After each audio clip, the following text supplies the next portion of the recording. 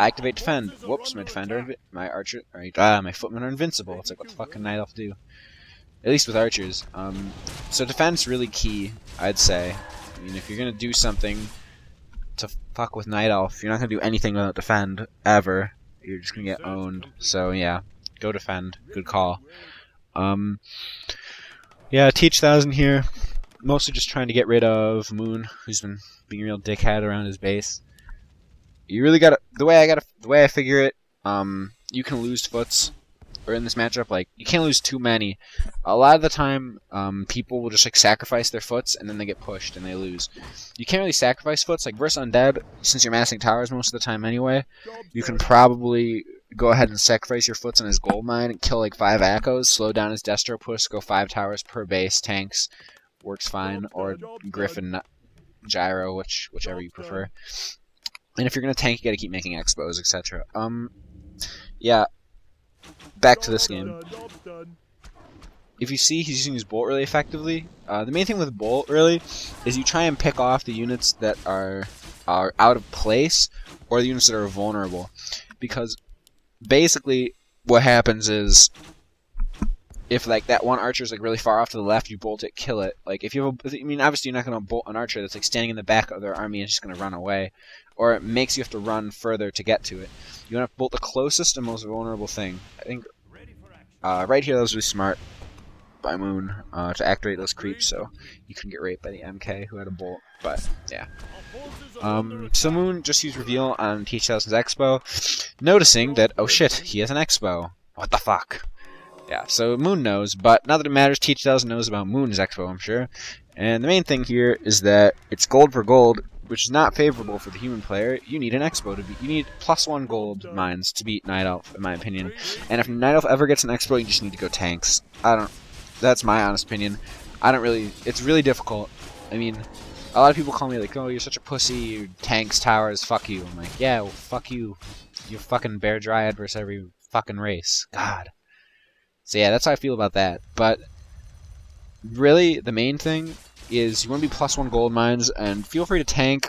If you're going to tank Night Elf, go ahead and set up another expansion while you're tanking, and you want to bring your army too. Like that's pretty important, I'd say. If you're not going to bring your army, then it's like, what the fuck are you going to do? You're going to lose. Like, just tanks suck. And the main thing is you want to be hitting their expo and their main at the same time. A lot of the time, I'll zep drop their gold mine while tanking, and then it's like, yeah, you own them, basically. Cause you zep drop their expo, or you zep drop their main while tanking their expo, and it's like they lose their gold mine, they lose both gold mines, they lose all their income, and then basically, if you're towering another expo at the same time, then it's like, what's he gonna do? Lose. So that's really not that big of it. It's Imba, and you know what is an Imba in Warcraft. So yeah, yeah. If you notice something that's really cool, I always like this about MYM Moon.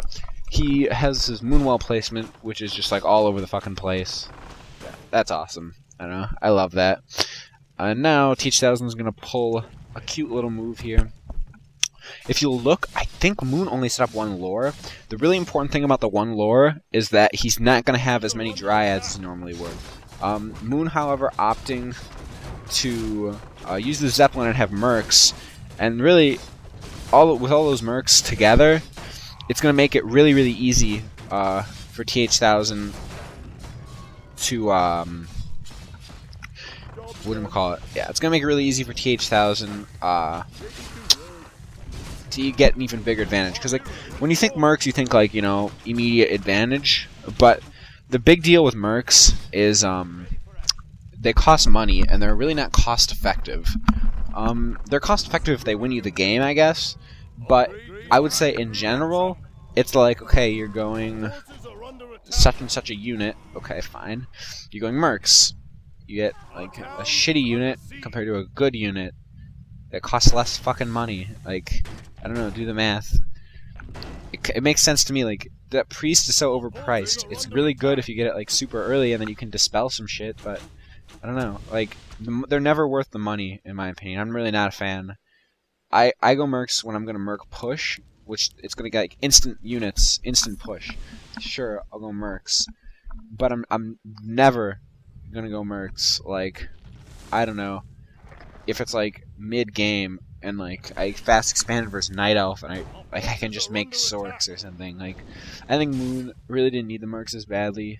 I mean, they did get him an MK kill, but I think the only reason he had to force himself to get mercs is because Teach 1000 either scouted the one lore or guessed that Moon would go one lore from watching replays.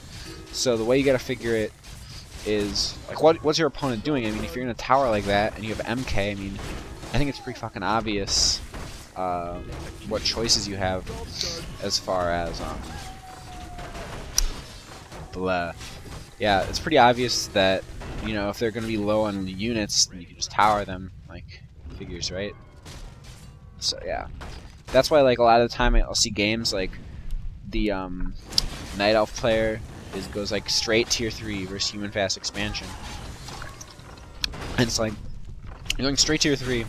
He's DH5 archers all game, DH5 archers. I don't care if you fast expanded, you can still tower them like shit. They're not gonna have anything. Like, I think Night Elves really put this like this high and mighty attitude on the fact that, like, just because you fast expanded, they can go ahead and do whatever they want. It's not how it works.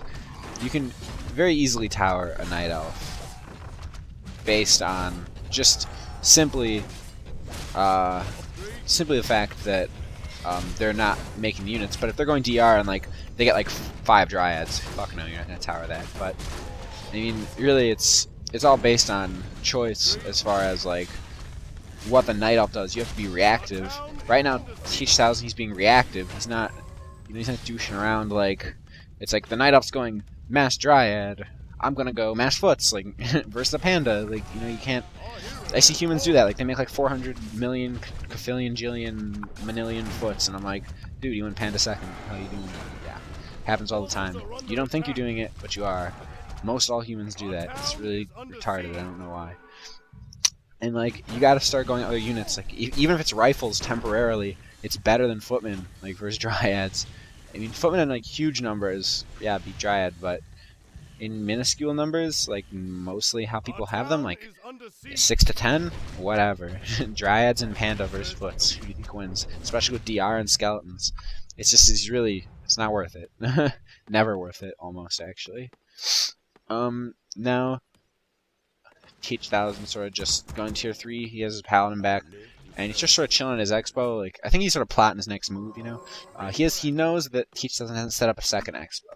And if you look, even though his tower rush failed, he actually did good things. Even if his tower rush fails, he forced Moon to make 3 Ancient Protectors. Some of you may see this bad, like, oh fuck, now he has 3 Ancient Protectors, but that's 3 Ancient Protectors of Gold Lumber that Moon isn't getting to make bears. And that's just how much slower his bears are going to be, how slower everything's going to be. So, I mean, you gotta figure that by forcing your opponent to do things, even if they're towering their expo at the same time, if you can force your opponent to do anything, it's always a good move. Just, I'd say in general. Our forces are under attack. I think Moon there just trying to freaking figure out a nice Gosu way to get rid of a bolt, but yeah, it didn't work out.